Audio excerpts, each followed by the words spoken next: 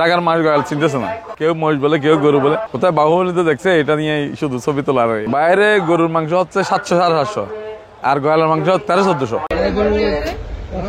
এগুলো হচ্ছে গয়াল, এগুলা আমরা বান্দরবন থেকে আনছি আর কি। এখানে তো আনছি, এনে বিপদে পড়লাম। আসলে মানুষ ঢাকার মাছ গয়াল চিনতেছে না, সেটা নিয়ে প্রবলেম।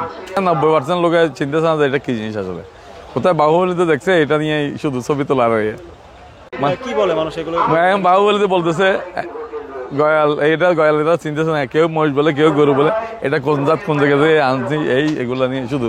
এগুলা মাংসের মধ্যে সবচেয়ে বেটার, মানে ফার্মের মুরগি আর দেশি মুরগি যে এরকম তফাৎ থাকে, এরকমই তফাৎ আছে এগুলোতে। তার কোলেস্ট্রল ফ্রি একদম টোটালি। চর্বি বলতে টুলের পাওয়া যাবে না। একসময় বনে দেখা গেলো, এখন বনে বনে পাওয়া যায় না, এখন খামারে পাওয়া যায়। একসময় আমাদের ওখানে হাসান মাহমুদ ছিল এমপি মন্ত্রী, হাসান মাহমুদের বাইরে করতো, এখন তো ওদেরটা বিলুপ্ত হয়ে গেছে।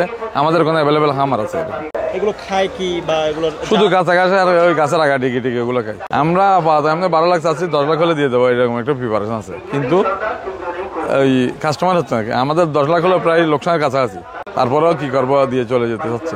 বাইরে গরুর মাংস হচ্ছে 700-750, আর গয়ালের মাংস 1300-1400।